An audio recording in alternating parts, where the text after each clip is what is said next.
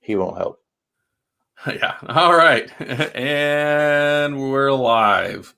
So, well, there's nobody in here yet. I guess I can go ahead and say it. Welcome, everybody, to the latest and greatest tech talk show on Wednesday night. Myself, TechOdyssey, and we have English Dan Reviews, who looks really enthused about life today.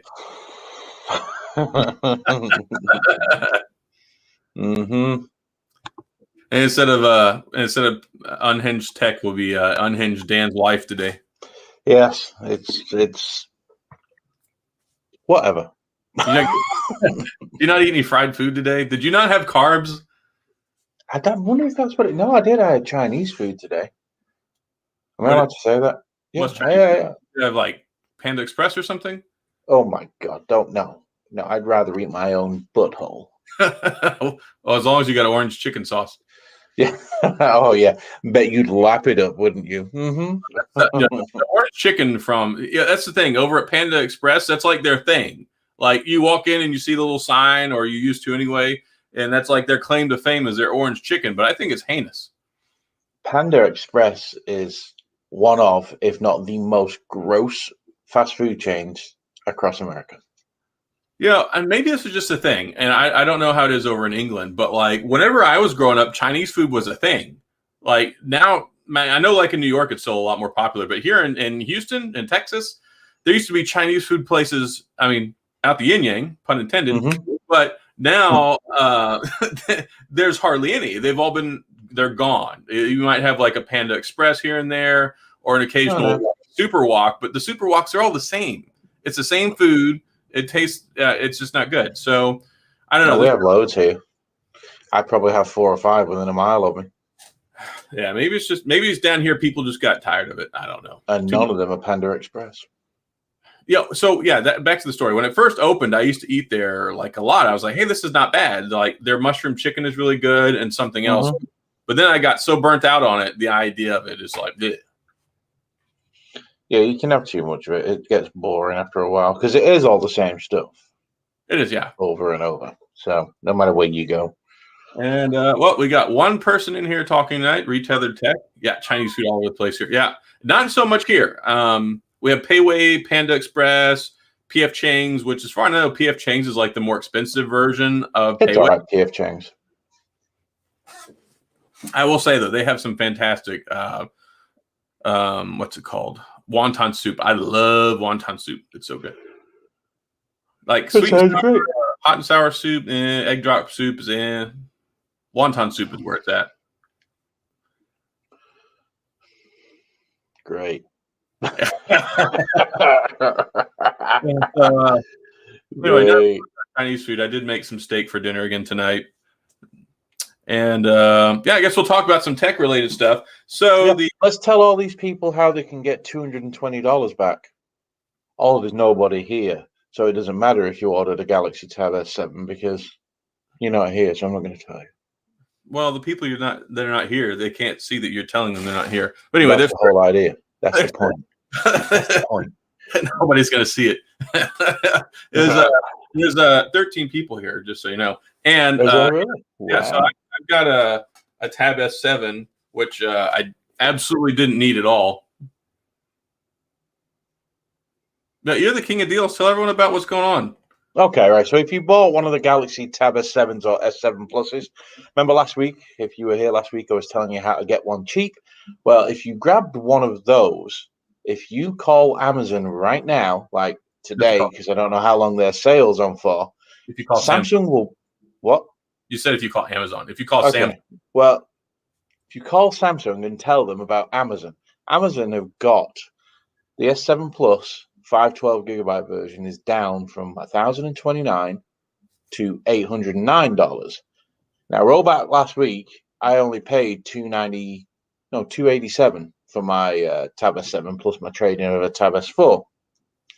They have just price matched and refunded me back $220. And they'll do the same on the S7, like Adam's got there. Yours is the 128, you said? Yeah, I got the 128 Tab S7, and I ended up paying, like with the trade-in, I ended up paying like $87, which is ridiculous. You're going to get more than that back, which is bizarre. They're going to be like, owe you money to do this, because he could call and get $100 back, because there's $100 knocked off the price at Amazon for the regular Tab S7 128. Yeah. So if you bought one of the tabs, the S7s or the S7 Pluses, go look on Amazon how much it is, and then you've got to call. Don't do it on chat. Call Samsung, and they will price match for you. It doesn't happen instantly. You have to wait on the phone for a little while, and then they'll agree to it, and then they'll send you an email, which I haven't got yet. But still, they said that it's been submitted and it's been authorized, and I were getting $220 back. Yeah, so yeah, this is a price match thing that Samsung is doing with because Amazon lowered the price on it. So, hey, I'm going to do it later. I mean, tomorrow at the latest. I'll probably do it later, maybe. But they're supposed to take $100 off mine. But Dan field tested it yesterday, and they're supposed to get the 220 off of his. So hey, save more money. Yeah. So basically, I traded a Galaxy Tab S4 for a. So I traded it. This is how it's going to work. I traded a 64 gig Tab S4 for a 512 gig Tab S7 Plus, and it cost me nothing. I basically got it for free. Yeah. The thing is, though, it's having such a hard time, and I know why. What's going on with the Tab S4 prices on eBay? Because a lot of people, they go off what the recommended or recently sold price is. So since they have gone and done that, now when you put one for sale on eBay, it automatically starts at that price. Because that's what the ones have been selling for recently. So I don't necessarily know that everybody is going out there and just trying to scalp them and make money off of people trying to do trade-ins, but enough people have that it's altered the price on eBay when you put one for sale. Yeah. Mate, and you're looking at right now, if you want one without a cracked screen, it's difficult to find one under $250, which is insane for a Tab S4, which is what, 4 years old, 3 years old? You can buy them brand new for $299. Yeah, that's what I mean. It was insane. I mean, at the end of the day, I mean, even if you buy one brand new, you're getting $400 trade in for something that costs $299. So I'm going to buy one. I'm basically going to end up getting this Tab S7 for probably like $150, and I don't even know why I bought it. I'm an addict, but I wanted to check out the silver one. That's what $190 is going to cost me basically for a Tab S7 Plus 512.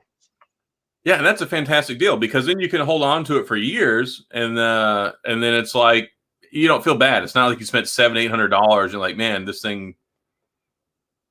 Another thing I got today. I got the Galaxy Watch 3 today. That came through. I also got that heavily discounted as well through Samsung. I don't know whether you saw that. So they, again, through SoFi, if you've got if you joined Samsung Money, which is basically the SoFi app, you get employee pricing. So you go through the employee store, you get your employee discount. Plus, it was already discounted. I got the new Galaxy Watch 3 with one of their upgraded bands, and it cost me $137. Which is crazy cheap. For the $429 version. Well, the thing, too, is when you go to Samsung now, you can pretty much get any discount you want, I think, because it just pops up for me, and it's like discount, education, military. I mean, I click the military one because I'm a veteran, so I qualify for that. But they don't ask for documentation. You just have to click the box. Yeah. Like it pops up. I could like click on the firefighter one if I wanted. Yeah. I mean, there's deals to be had now. They fixed the website a little bit, so you can't get deals quite as good as you could last week, because I think they've realized they've made a bit of a gaffe on some of this stuff, because they must have lost a lot of money. Either they lost a lot of money last week, or they don't care and they wanted to flood the market with their products. I don't think they which care. Is possible. I think they're just trying to get them out there. I think that they I don't know what's triggered them, but I think that they're really just trying to push crap out there right now. Yep, they're just trying to flood the market, I'm pretty sure. I mean, at one point last week, you could get a Galaxy S21 Ultra, 128 gig version, a set of Galaxy Buds Live, and the 15.6-inch Chromebook. Not the red one, but the cheaper one. For $449. Yeah, that's insane. Without trading, just using codes. Oh, really? Yeah. Must be nice. No wonder they're like $800 on Swapper right now. Yeah, that's exactly why. And and the other problem is, so if you've been and bought, here's another one. If you've been and bought an Ultra direct from Samsung in this last 10 days, call them up and tell them Best Buy have them for $250 off. Well, even if you only paid $400 and something for it, they'll still refund you the $200 and something off. And that's the thing that pisses me off because, you know, you and I get this stuff day one because we review it. But then 2 or 3 weeks later, you get all these deals, and it's like, well, I just got shafted out of all these possible deals. Now, of course, you don't get all the free stuff.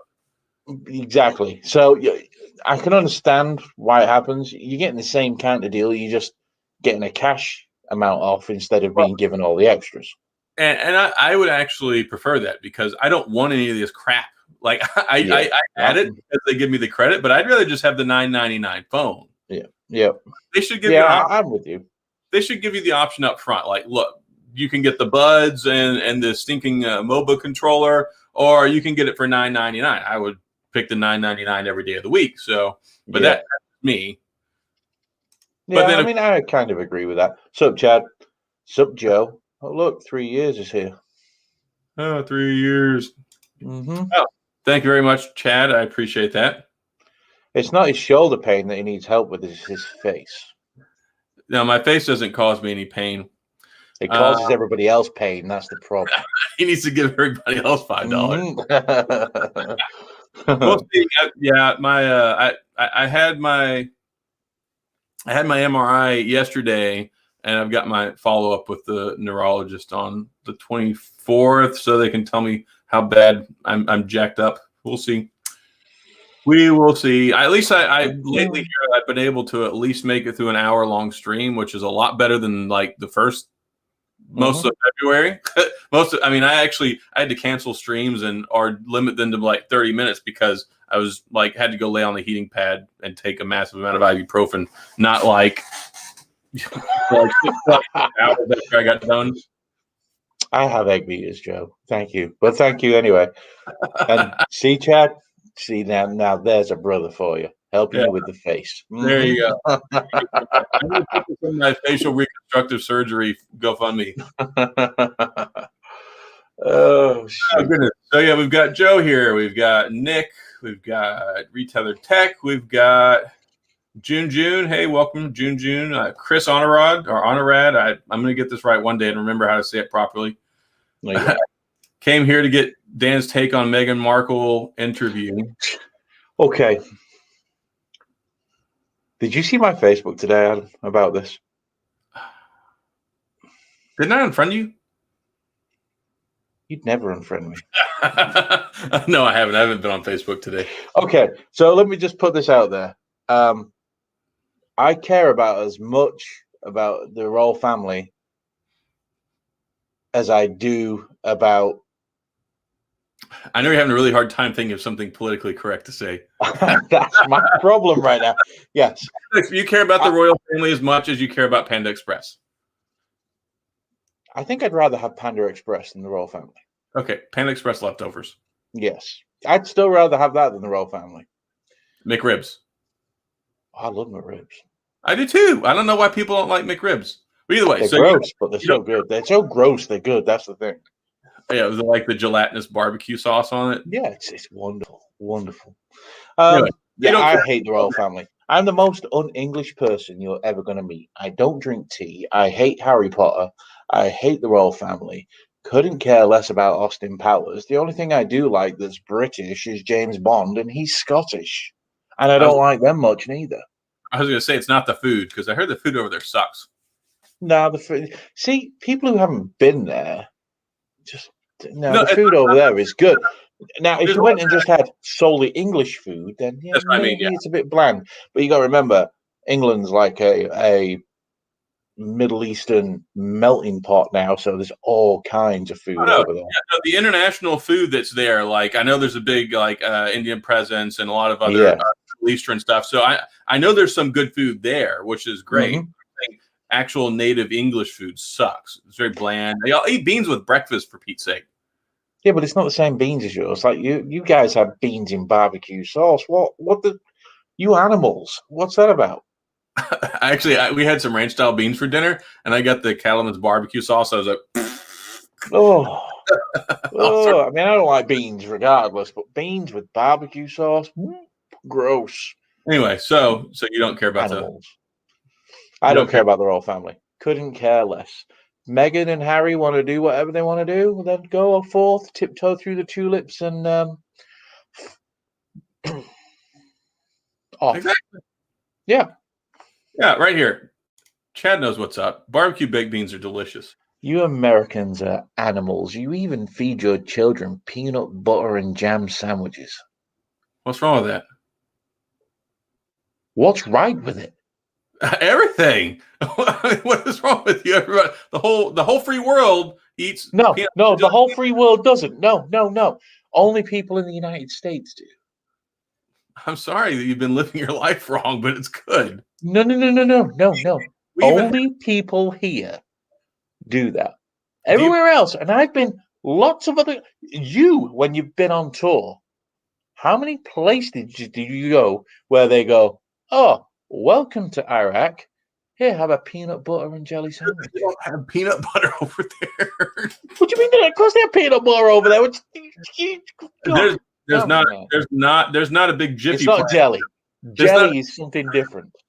There's not like a big Welch's and what's it gonna call it a Listen, Jiffy. there's a McDonald's over there, so there's going to be peanut butter over there. Just the way it is. The All right? middle You of- ain't canceling nothing, Chad. Okay, middle of- nothing. middle You of- can't cancel this. middle of Baghdad. Hey, can you get me some Jif? You know what Jif is in England? It's cleaner. That's gross. It's a cleaner, Thank you very much. like a white powder cleaner. PB&J's Yeah, are delicious. whatever. Well, Especially- obviously, they're all Team America in here. I mean, I'm American too. Before we start getting on the old, "Oh, you're English and you don't matter." So yeah, just remember that. Can we revoke that? Is there like a return period where we can cancel that? Nope. They welcomed me with open arms. They probably asked you if you were going to pay taxes and who the first president was. That's probably about as difficult as it was. You know what? You are probably not far off with that. That's how easy it was. The hardest Half part of it is right. Like the Huh? hardest part, is, to my knowledge, the hardest part about American citizenship, like coming over, is just the waiting period and all the time requirements. So obviously, I got my green card back in 2006. It took 4 months, all right, to get my green card. Yeah. After 3 years, I was eligible to become a citizen. I didn't bother. It didn't really matter. When my daughter came over in 2000, I think it was 2016, I went through my citizenship. I applied in the February, and I was a citizen in the May. Sworn in, done. That's weird. $680. Everything I've heard is it takes like years. Yeah, that's if you come in here illegally. You mean they let you in legally? Dude, all you've got to do is come here on a tourist visa and you're in the country legally. That's the difference. Your visa can run out. It doesn't matter. You entered the country legally. That's the big difference. That's weird. Yeah. Well, All normal people. We're all glad. Listen, We're all glad. BJ Perry, normal is a word that's been cancelled. Dove are not going to use the word normal anymore. So if you can please refrain using the word normal because it makes me offended. The notion that you're offended. You imagine me being offended. I couldn't imagine what would actually offend you. I honestly, I do not know. I'm the most unoffensive. I do hate MASH. MASH is crap. We got Holiday Evolution in here. Who else we got? It's good. Big House Productions. Hey, thanks for being here. BJ Perry. They would deny me citizenship. I'm already a citizen. I got my letter from Obama and everything. I tell you, 2016. It was 2015. if he was still going in the process, I would have just tagged somebody at the immigration department with this video. You wouldn't have done nothing because half of you guys have no idea what goes on. Let me tell you, right? You're setting me off on something now. Immigration, your test requirements, you've got to be able to write one sentence of English, which consists of, and this is it, the White House is in Washington, D.C. That's all you've got to write. And then for the other part of your requirement, you've got to be able to say the same sentence as what you've just done.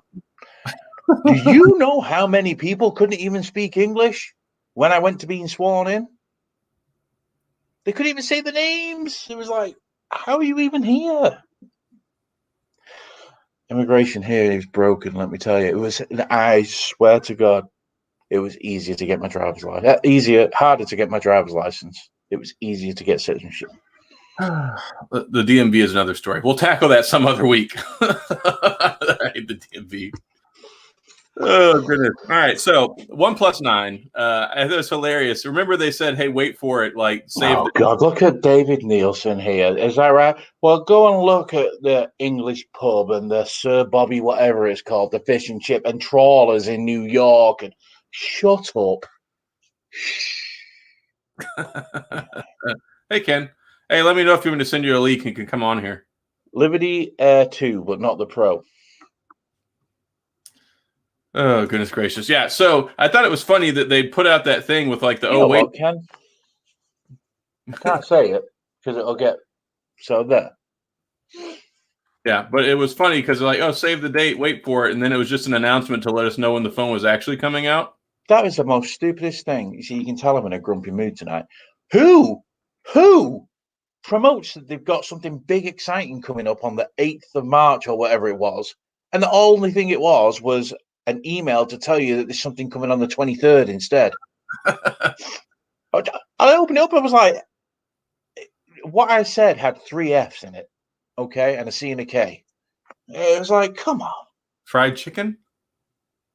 What about fried chicken? Fried chicken's good. Look at me. How can I not like fried chicken? Look at how big I am. No, you said it had 3 things in it, an F, and a C, and a K. And I said, what, fried chicken? Doesn't it have 3 F's in fried chicken? You weird. How are you an attorney? You're in the middle. You're in the Midwest. You'll probably go fried chicken. Fried chicken. Fried chicken. 3 F's, a C, and a K. Anyway, there's your fried chicken. Oh, here we go. Look at David Nielsen now. You don't want me to start on you, bro. All right, you don't want none of this smoke right now. Anyway. This is quickly going from tech to roast. All right, it's not a problem. It can happen. So I'm going to pull up this thing because The Verge has some screenshots or some pictures that are leaked for the OnePlus 9. And I actually kind of like the way it looks. The camera modules, they do kind of remind me of a phone. iPhone 11. Exactly. They look just like it. Mm-hmm. I was going to be like, trying to disguise it. No, you can't disguise that. That's like me saying, he's kind of chubby. He's not really fat. He's fat. That happens. It's just the way it is. It happens. Where is it at? Chrome tab. There we go. All right, there we go. Are you ready? Can you see that? Yes. Cheddar cheese, sun chips. Get ad blocker, you fool. I should. I don't have ad blocker, obviously. So yeah, these cameras. Of course, it's funny though. They make sure to tell like the whole world everywhere that they got these Hasselblad cameras, but like 90% of the world doesn't know what Hasselblad cameras are. Yeah, I mean they are very famous, especially over in Europe, very famous. But I believe Hasselblad. The only thing Hasselblad have had to do with this is a bit of tuning with the camera and tuning the screen. Yeah, because the thing is the camera. It's still a Sony sensor. So I was like, a huge sensor supposedly this time. It's the biggest sensor in any phone there's ever been, supposedly. What I do like though is so we've got this gigantic sensor, but you look at it here, and if I can get to the stinking image, sheesh. Anyway, so the camera module actually isn't like the size of the Empire State Building. So it seems like they've managed to thin it down, but I guess it doesn't have one of those telescopic telephoto lenses in it. Mm-hmm. Yeah, correct. And if you're going with T-Mobile for your OnePlus 9 Pro, it's only going to be available in black. So lame. I don't want black. Mm-hmm. Yep, well. Yeah, so it looks like we've got different colors because they've got the OnePlus 9, the OnePlus 9 Pro, and then also, what's the other one? Like they're calling it like the OnePlus 9 R. Mm-hmm. The R, the Midwestern R. I guess they're trying to play off of the iPhone here. It's like we've got the iPhone XR, we've got the OnePlus 9R. Yeah. Yeah, and then the regular OnePlus 9. And then we have to stick the Pro on the end of it for the big one. Because we're really original. Yeah, this one right here. I mean, it looks like the whole camera setup to me looks. It does look best in black. I will give it that. Because it hides that ugly camera. It does. It does look good, but at the same point, Chad. I'm like, y'all guys really ripped off the iPhone on this one. Yeah. Bye, Chad. Thanks for stopping by, and thanks for the super chats too. You're the bomb. Yeah. So this right here, and we'll go to it in a minute. The Asus Republic of Gaming phone number 5. I love the way that the ultimate version in white with that LCD screen on the back. Good gosh, that phone. €1,300. Well, you saw. I watched Mr. Mobile's video on it earlier, and he was talking about the price in euros. I'm like, okay, come on, do the conversion, dude, because it's like it was what, €12.99. It's like $1,500 American. I'm like, that. And then work over here. Yeah, and well, then he says that. Well, that's yeah, I think that's pretty fair. I'm like, if it were actually $11.99 US, I would say that it's relatively fair. Maybe, yeah. If you say $12.99 US, that's fringe. Like this phone, it is not a mainstream phone. It's a phone that only select people are going to go out and buy. So they probably didn't make a massive ton of them.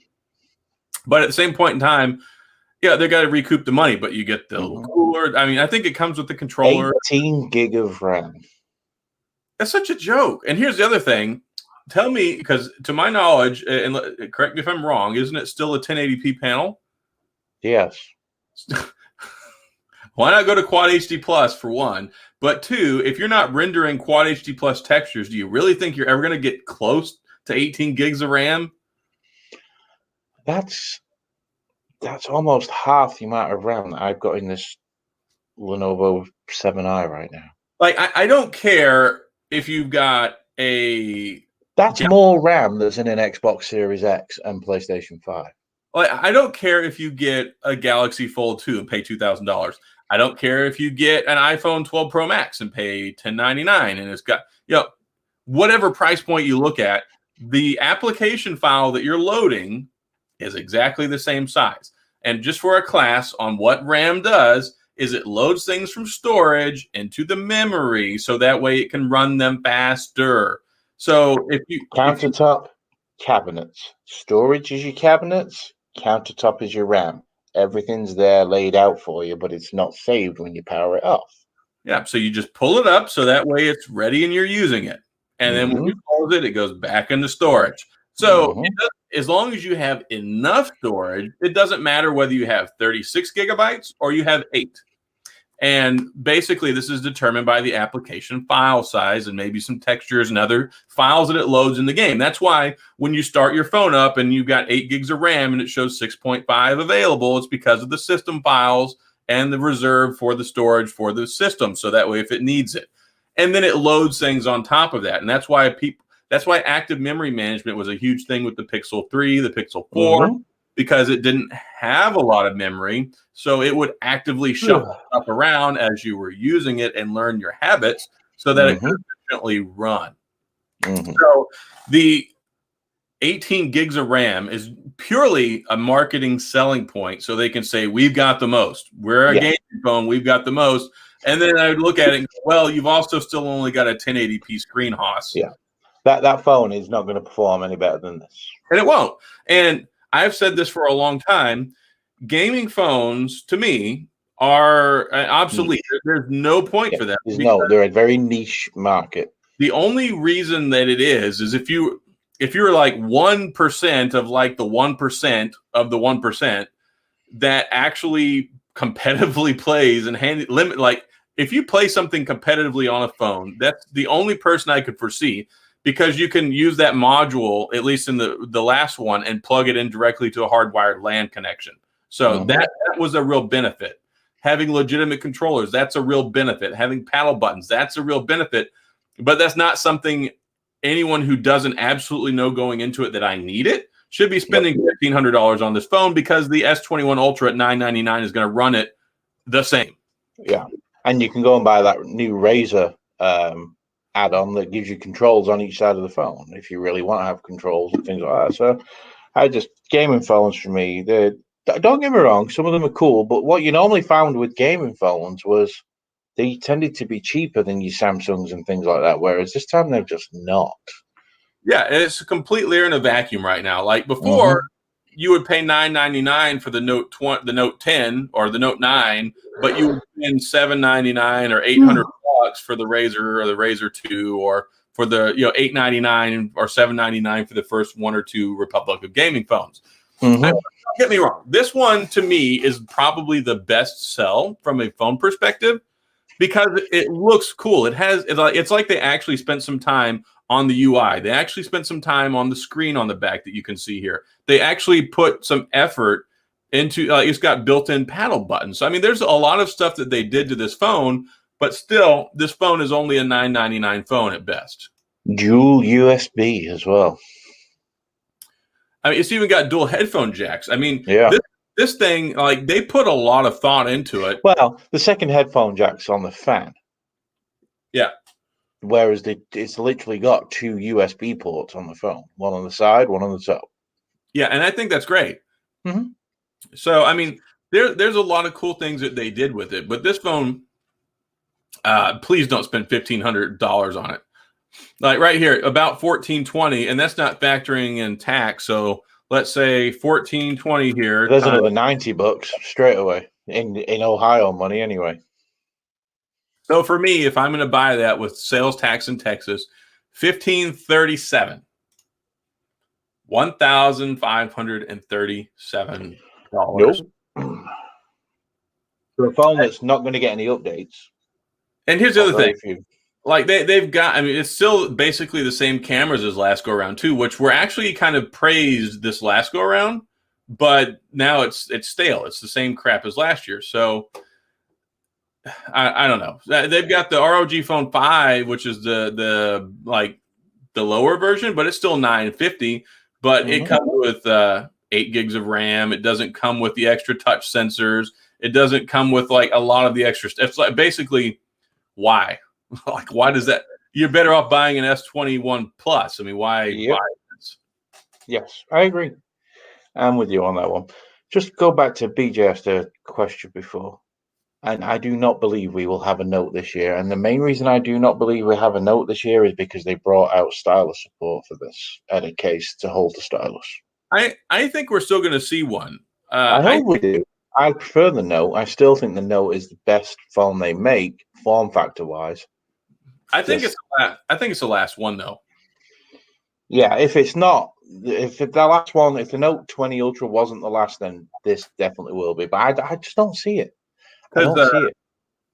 Well, I think maybe we wouldn't see a regular Note, but I don't know. I still have mixed feelings both ways because like I still think the Fold is going to have stylus support. I think that is your new Note. I think it's going to have the Note moniker on it this year. I really do. I think they're still distinct and separate lines. Like it makes sense to me. It does. It's the and I said this before. It's the ultimate multitasking phone, and that's what the point of the Note was before. It was for business people. It was so you could get stuff done. It was so you had the stylus implementation. But now, when you look at what you get with the Fold, is a next level above the Note.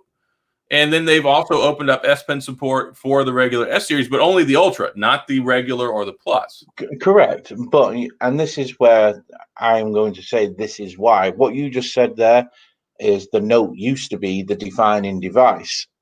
It's not anymore. It's an S series phone with a few more improvements as the years gone on. Not like it used to be.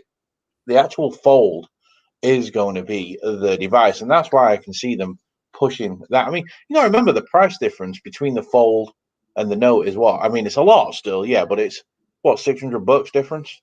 No, 800. It was $12.99 for the Note 20 Ultra, and it was $19.99. So I mean, still $700. $700. So if they're going to do that, they need to come out with a more dumbed down edition of the Fold that's like cheaper. And then they need to bring the overall price on the Fold down, which, I mean, I think will happen over time as the tech matures.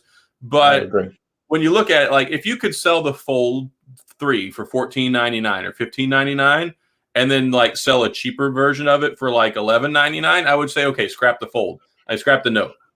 Well, you see, I can see them not going that cheap. I can see them staying around the same for the top dog note, maybe even coming down to $1,900, $1,899. But if the rumors are true, there's an FE version of the Fold coming out. But that one is supposedly not going to have a front screen, which. Oh, really? I didn't know that. Well, unless they've changed. I mean, the original stuff that I saw before was no front screen. It was just you open it up and have the big screen, which I'm like, well, I mean, what's the point? I mean, probably have something on the outside, but I don't think that it would be. I don't know. I don't think we're quite there yet. I think we need at least one more year. Like, we need at least one more year. I think this will be the last Note. And I think the Note has been so iconic. Like, they got to give it a send-off. Like, they've got to be like, look, this is the last Note ever. And also the cameras are better on the Note too. The other reason I don't think there's a Note this year is we ain't seen nothing about it. Well, there was some stuff a little while back, I thought, where they had talked about rumors about the Note 21 and it being on some stuff. But I mean, before that, there was stuff saying, well, it's not on the device roadmap. So yeah, I don't know. We would have to start seeing something pretty soon, I think. Soon. Yeah, very much. Because the Note 20 broke cover just after the S series came out last year. So yeah. Well, the other thing too is if they're going to kill it off, I think they got to give it at least one more, because there are people that like really love the Note, and it's been around. It's been their basically like their defining phone for the last like what 7-8 years. Oh yeah, yeah. I just don't think they feel like they have to, because they give you an alternative with this. Yeah, they haven't marketed it that way though, and I don't think that a phone that costs $700 to $800 more. I mean, if you look at the regular Note, which is $999, we're talking $1,000 difference. So I don't think that they're going to bring something out. I mean, of course, you could say you can bridge that gap, but you still got to get the S21 Ultra, which is $999 basically, but still, you're still talking about $1,000 difference here, and you don't have a smaller option because people don't want the gigantic one. Maybe they don't want to bridge the difference either. Maybe they want the Note to be that's the other thing. Samsung always, the Note was the granddaddy, the most expensive, and that's what they'd be going back to if they did it with the Fold instead. They would, but I think that's before it was like, okay, you can get the S for $699, you can get the Note for $899. Now we're saying, okay, you can get the S for $1,000, or you can pay $2,000 and get different days though. Totally different days in phone land nowadays. It's like Joe just says there, you'll pay $1,600 for a maxed out iPhone 12 Pro Max. It's like, oh, that's the Max version though. That's not that they gotta. I don't know how many so that's like saying the $1,500-$1,600 12 Pro Max is stupid compared to the iPhone 12. It's double the price. Yeah, but there's also stratification too. I mean, they would have to come out with different tiers, because if you want to talk baseline, I mean, you can get a baseline iPhone 12 for $829, and then you can get a base model iPhone Pro, like 12 Pro, for $999, or you get the. But that's where the Note FE would come in, or the Fold FE, or whatever. I don't know. I mean, I understand the argument. I mean, business sense wise, I mean, yeah, you could make people double up and pay more money, and then carrier financing and Samsung financing have made it easier than ever. So they'd probably be like, look, we'll give you like $900 for your trade-in, or $1,000 for your trade-in. They want to get these things out in people's hands. I mean, that's very evident, especially when you look at what they've done with the 100 days to try out a foldable, or 60 days to try out a regular. Like, there's two things here. They're either really trying to get these things out in people's hands, or they just can't sell them, or maybe a little both. Yeah, maybe a little both. I don't know. I mean, I think there is some truth to both arguments, but at the end of the day, it's one of those things where it's like, I saw that and I instantly thought like, wow, they must not be able to move these things. I think maybe they're trying to flood the market because they didn't actually sell that many of last year's model. Well, I think they are, but I think that they have to, because here's the thing. Samsung relies heavily on getting these things out in people's hands. And if there's not really a competitor in the market right now, they need to do it now and solidify their position and get people locked up in these 3 and 4 year, 2-year installment agreements, and to get these foldables in their pocket. So then people, when they upgrade, they want to move to another Samsung product. They don't want to go get a Motorola, because I think this year we're talking about a Pixel foldable. Maybe we're talking. new Motorola. I mean, I'm sure somebody else, enter player 2. Somebody's going to come to the market and they're going to hit the right TCL. price. Look at TCL. I mean, they look like this year they're going to. Well, they've said they're going to have a foldable on the market this year. That could really disrupt a lot of people when it comes to the foldable market. Well, the other thing too is Samsung sells their stuff for a ton of money. Like if you get TCL that comes in, the technology is in like its 3rd year now. I mean, surely if they sell something for under $1,000, normally I don't think Samsung would really, look twice at TCL entering their market space. But when you look at the foldable sector, and if TCL can do it for half the price, you're going to get people that buy a TCL phone. Yes. Yeah, they've really got to market the crap out of that. But if they do, they could have a real big audience for that. I agree. I think a rollable is far more, what's the word I'm looking at, practical than a foldable. Definitely. I think they're different. I mean, some people don't want big phones. And also, that's why it's rollable. Well, no, not just that. I mean, they open up to be kind of big phones. I mean, you could make a smaller one that's a rollable, but I would wonder how long does it take for that rollable to roll out? I mean, do you really want to be like watching your? I don't think it's gonna. I think it's gonna be a couple of seconds. I just don't. Yeah, that's annoying though. I mean, if you've got like the LG Wing like right here, and you're like, all right, let me go ahead and take a selfie. All right, hold on. Why would you need to do that though? Yeah, wait, because that's what that's basically the same thing. You're going to have a pop-up screen like you have a pop-up camera. But taking a picture, I think. See, I can understand where you're getting at with that. But pop-up camera is a lot different than a I know main screen. I know what you're saying, but that time it takes to do that, I still don't think it's an issue. I don't know. Well, I mean, I've got my Fold, and all the time I'm using this front screen because I get tired of it. I don't always want to open and close it all the time. That's right, and that's where I think the rollables come in, because I just didn't want to. It was just like, whatever. Got lazy with it. Whereas if I can just press a button and the screen's going to go on its own, hey, I'm all in. But if you can always have the phone extended, why do you want it shorter? Yeah, it's not going to be that in your pocket. But it'll probably fit anyway. I don't know. I mean, we would have to imagine different form factors here. I mean, there are some that are larger that take up more space, like that LG rollable looks more like old size. I mean, if you got a phone that's like this big, and then the screen will go up a little bit to make it larger. I mean, I don't know. I'm sure there's plenty of creativity behind it, but at the end of the day, I just wonder how quickly it will roll. I mean, of course, it'll get better over time too. I mean, shoot, by time we get to like 2030, it'll be like Switchblade, sucker blood. Yeah, exactly. I don't think it's going to be that much of a problem. I really don't. I think. Well, I watched that LG rollable demo, and it was like,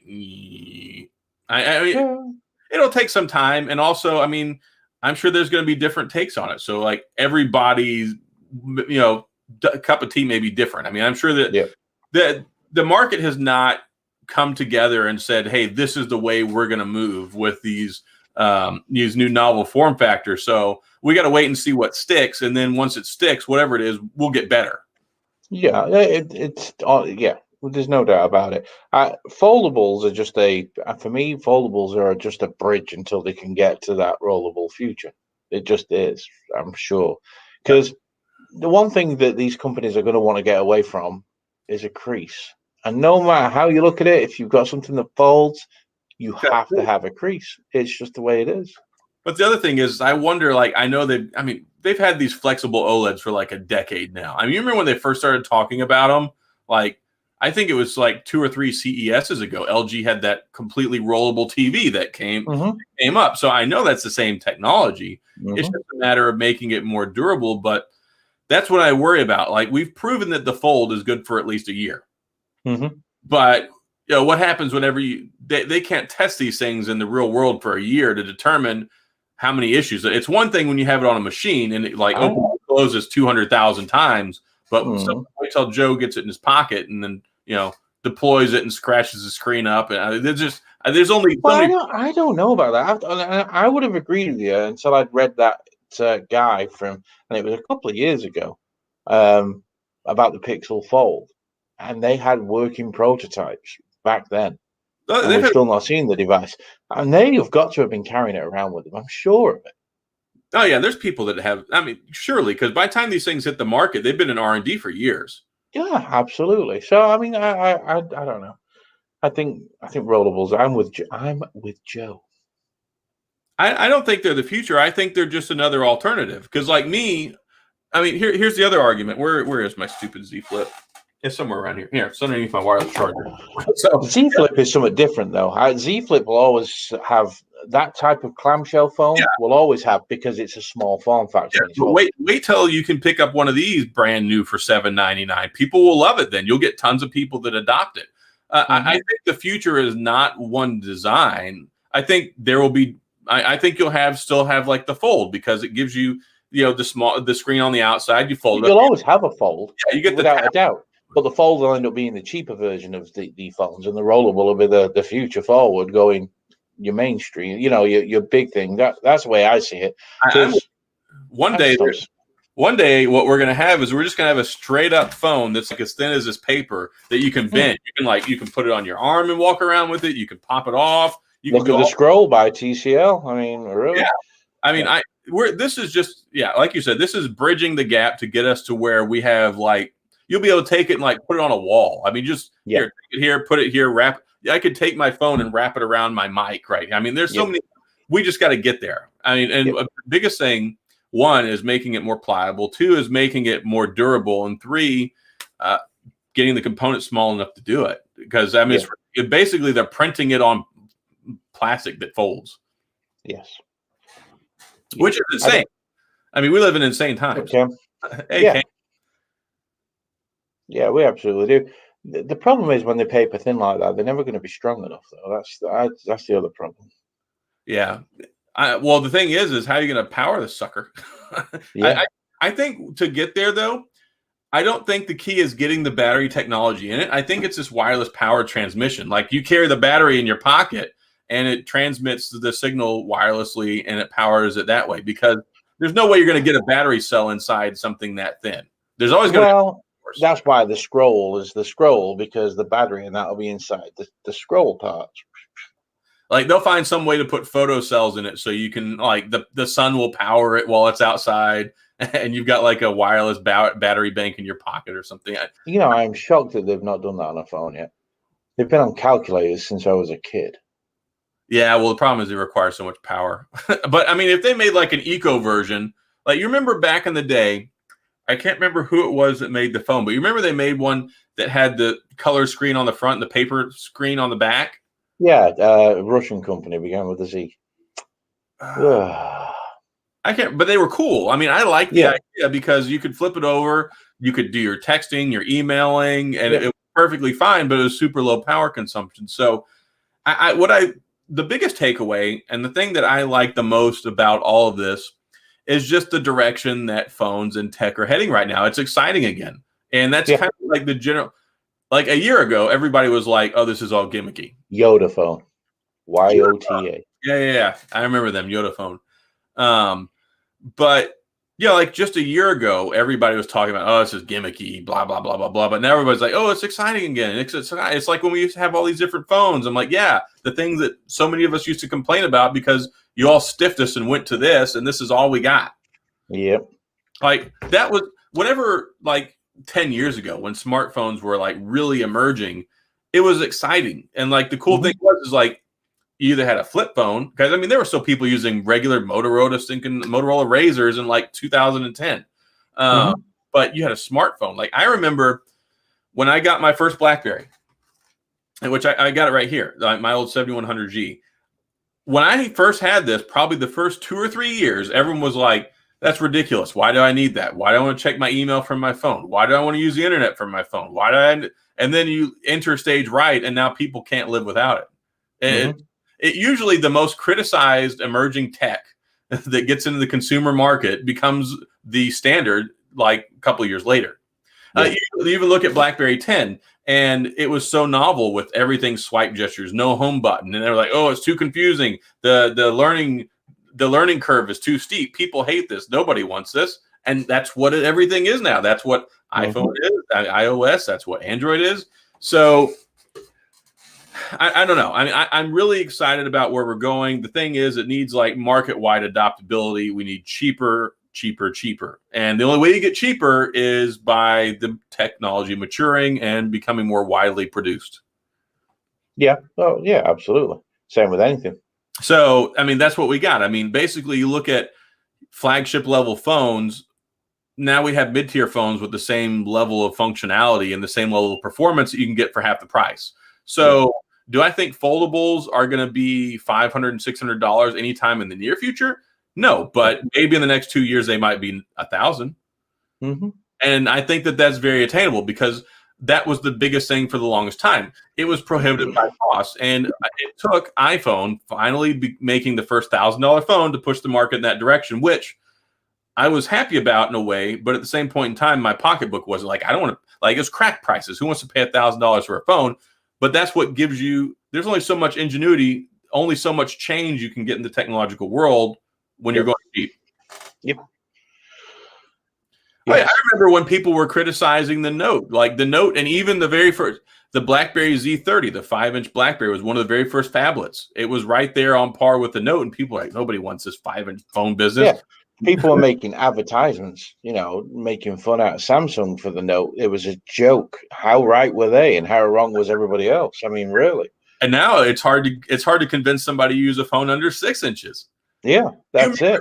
Like Joe says, that 5.5, and that's what it was. The original Note, I think, was 5.5 inches, and that was huge. I thought it was 5.2. Might have been 5.2, but either way, it was just over 5. And it was massive back in the day. Because back then, I think the biggest phones we had back then were 4.7, maybe. And that was the HTC One. And that was quite a big phone for back then. I tell you what, though, I did love the HTC One was such a good phone. The One X. The M7. Oh, I loved the M7. They were such good phones. Well, the other thing, too, is technology has gotten smaller. I mean, do you remember like I think there was the HTC One Max, and that sucker had a 6.1 inch or 6.2 inch screen, but the phone was so big you couldn't hold it in one hand. Different aspect ratios back then, so they did look. That's why the Note looked so big, because it was much wider. Well, on top of that too was also the bezels, because they didn't. So now you can get an 8-inch screen effectively, or a 7-inch screen, and something that we used to fit in a 5-inch housing or a 5.5-inch housing, and also the aspect ratios have changed too. So there's been a lot of changes.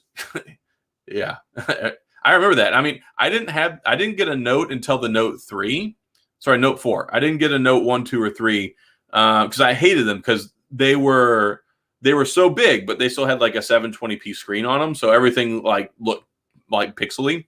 So, and also I was using BlackBerry exclusively back then. I didn't get a Note till the Note 4, and I loved it. And then the Note Edge, I thought that was amazing. I totally loved the Note Edge, and then the Note 5. And then I know the Note 6 was your favorite, Dan.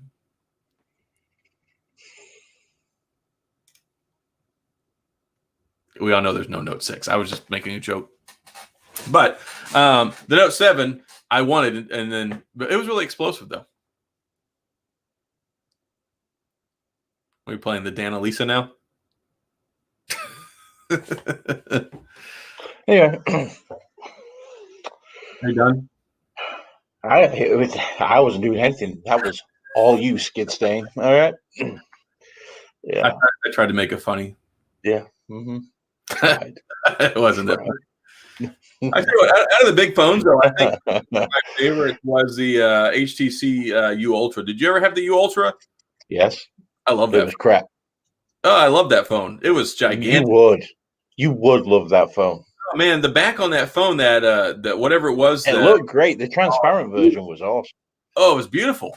Mm-hmm. I bought one. I did luck out though, because it really wasn't that impressive of a phone. Like the speakers weren't that great, the screen wasn't that great. I bought one and it showed up in like 4 or 5 days after I got it. There was like a dead pixel line across the middle of it, so I returned it. Mm-hmm. Yeah, I didn't miss it that much, but I did really like the phone. It was one of those ones where HTC was trying to make like this really cool looking phone, but it really wasn't under the hood that great.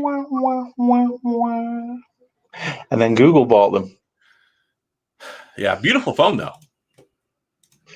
Yeah. HTC, you just need to come back with a HTC One M phone again. Create a new M phone. They won't. With amazing speakers on it, and no, they won't. You're right. They won't. But that's what we need.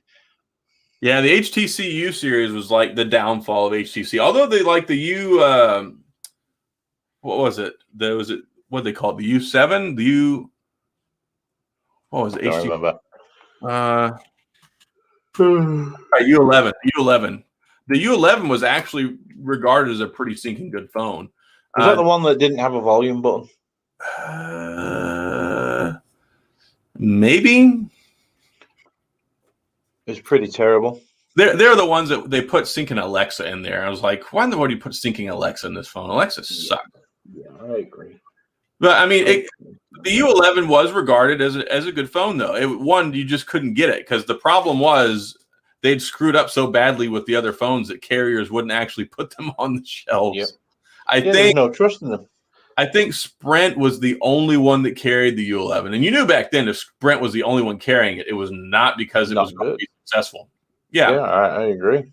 So I mean, they had the U11, and I think they had the U12, but they wanted entirely too much money for it, and on top of that, it just wasn't. It was too much, and nobody wanted them. Sprint was like the place to go when your cell phone was going to die. Like the Essential phone was a Sprint exclusive because it wasn't doing very well. Well, I mean, the BlackBerry Key 1 is all. It also went to the Sprint first. So did it really? Yeah, but T-Mobile and AT&T also got it too, but I think Sprint got it first. Yeah, Sprint always get the phones that die. They get them before anyone else. Oh, they did, yeah. They got them first, and they held on to them the longest. Mm-hmm. I was with Sprint for like a year or so, and it was really depressing because you could go in there in January, and then you could go back in like July, and they had the same stinking phones still on the shelf. Yes. The biggest phone that I always wanted that I never got, though, was the 2014 Moto X. Like, I always thought that was such a good phone. I love the Moto X's. I love them, too, because that was the one where you could get, like, the different colored or, like, custom backs on them. Like, they had the wooden backs, and you could get them. Mm-hmm. You could order them in different graphics and have them painted. Like, it was cool. I don't know why Motorola haven't gone back to something like that, the Moto X, a modern-day Moto X. I mean... They tried with the Z, with the like the wooden interchangeable back. Yeah, but it wasn't quite the same. Yeah, the Mega, that was a pile of crap. The Samsung Mega and the HTC One Max were out, I think, the same year. And same story. Like, I couldn't even hold it in my hand. And I almost did get it, though. The Note Mega was exclusive to Verizon, and the HTC One Max, I want to say, was AT&T. I think Sprint had it. I think I remember. I thought AT&T had that. I don't know, but I know they were very. Maybe it was AT&T. Let me see. One Max. Let me see. 3,300 milliamp battery, 2 gigs of RAM. I know, right? Back in the dark ages. Mm-hmm. Let me see. Carrier exclusive. Let me see. Carrier availability.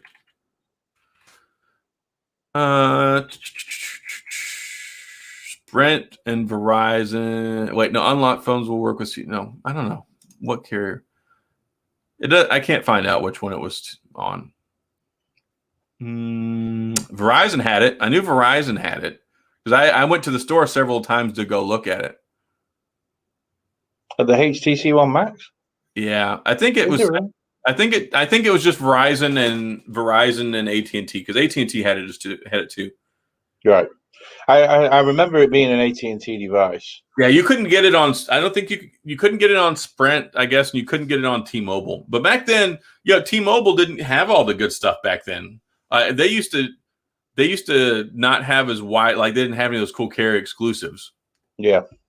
Yeah, even like whenever the BlackBerry Z30 came out, it was a Verizon exclusive, and I was pissed off. I actually signed up. Sprint did have the One Max. Maybe they did. I knew I had gone to one of those places and looked at it. I just could never bring myself to get it because it was so big, and also I couldn't really afford it. There you go. Let's have a look here.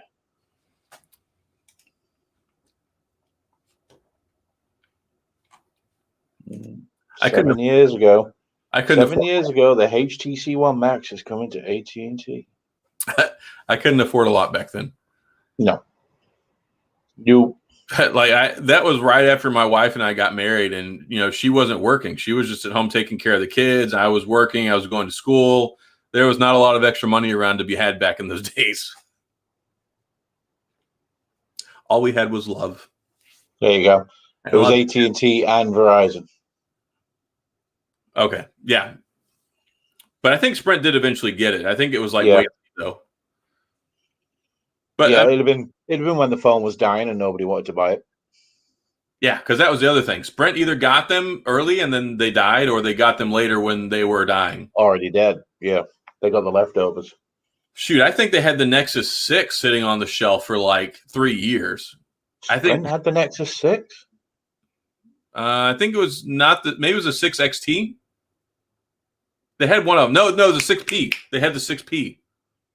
They did the Huawei phone. Yeah, they did. Carriers had them. Like 99%. I went and looked at it several times. One of them. I didn't know the 6P was a carrier phone. It was one of the Nexus. It was one of the big Nexus phones. It might have just been the 6. Sure, it wasn't the Motorola version. It may have been because it had the little notch on the back. Yeah, they had the Nexus 6. Yeah, which was the Motorola one.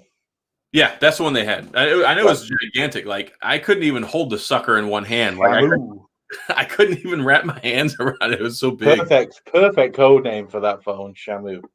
Hey, Adam and Dan just joined. Hey, Carl. I remember the Nexus 6 from Motorola was big when it came out. That was a phone I never had. Decided to keep my red Nexus 5. How cool was that red Nexus 5? That is the brightest red I have ever seen on any product, still to this day. It was like holy red. I like the red phones, and that's something that BlackBerry did for a long time. They had the black Passport, the red Passport, the red Z10. They had several different red phones over the years. Like they were doing red stuff before the iPhone got red. Yeah. Nexus 5, the Nexus 6 was a nice phone. I enjoyed that, but it was a Motorola X. It was just a giant Moto X. It was. That was a good phone. I never. That was when Google bought Motorola. I never had a Nexus phone. Never had one. You heathen. I was using BlackBerry, bro. I had them all. Starting from the HTC G1, and then it was the HTC Nexus 1. Yeah. And then, If I were actually using Android phones back then, I probably would have gotten one. But I was you were all BlackBerry, weren't you, by then? Yeah, that's all I was using was BlackBerry. Yeah. And I enjoyed my Nexus phones, always did. And also, yes, another big thanks to Kyle for the super chat, always coming through with the support. And I keep telling you every time, you don't have to keep donating $20. You can put your message there, and we will reply to it. I mean, I greatly appreciate it. Mm-hmm. Yeah, I really, really do appreciate it. I don't want to downplay that, but just so you know, you don't have to throw $20 out there every time you want to ask a question. Robert Hensley, it's funny you mentioned that. When the Droid Max came out and the Droid devices for Verizon, I'll never forget the advertisements for that. That I can't, if you remember. Do you remember that? The TV was, and it was a play on iPhone. My Droid can do this. That I can't do this, but my Droid can. I can't do that, but my Droid Max can. I remember kind of cool when the Droid 2 came out, and they had that stupid commercial. Was it with James Franco? Was it with him? And had the bar scene and stuff. Let me see if I can find it. But the Droid 2 was such trash. Like the Droid 2 was a terrible phone. They were Motorola phones, weren't they? The Droids, if I remember rightly. Yeah, they were Verizon exclusives as well. They were the phone that you went in, and they were like the precursor to T-Mobile's Rebel. Like they were the original carrier phone that sucked. Yep. Let me see if I can find this. I'm very certain it was the Droid 2 commercial. Who was it? Yeah, that's what it was. It was with James Franco. I don't remember. Let me see if I can fire this up and not have the sound because I don't want any copyright strikes. We go ahead and I'll fire this up so you can see it. But no, it had James Franco in it. I was like, I know I'm not losing my mind here. And I am, but not in this particular instance. Let me see. Chrome tab. Here we go. The only droid I really remember is the one that did it have a gold power button on it? There was a gold button on it somewhere. I don't remember this ad at all. You never saw this? No. Not that I know. Oh, actually, maybe I did. Trying to find somewhere to land. Yeah, maybe I did. This was back in the day when they used to talk about phone features that actually weren't as good as they actually advertised them to be. Nowhere near. Yeah. Oh, yeah. They were like, oh, this cool new feature, but it doesn't actually work properly. Yep. Now look at how fast everything's running there on that phone. Yeah, when you got it, it was like, stuff was not running that good on phones in 2015. No. When was that? 2015. Really? Yeah, it's when they came out with fast charging. It was like the first quick charge phone. I thought it was older than that. Gosh. Droid Turbo. Turbo, yeah. Yep. Some quality names back then. Oh, yeah. Anyway, it's a trip down memory lane. Yeah, huh? Jeez.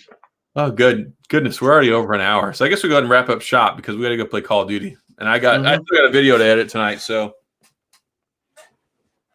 bye. Aren't you glad we did? Peace out. Didn't you have a good? You can all leave now. Bye. Didn't you have a good time? I like the first 20 minutes was like, yeah, listening to you talk about the royal family and beans, but I got to ask questions. yeah. Note to the stream. Don't ask Dan questions about his opinion. Let me lead the conversation with. I have a problem with being brutally honest, and I find it hard to. You can't turn it off. I can't, and I'm not very tactful either. It's just the way I am. I'm the same in person as what you see in Twitter. He can attest to that. What you see on Twitter is what you get in real life. So it's a real exercise of self-control for him to sit on here and not use that word. Oh, it's rough. All right.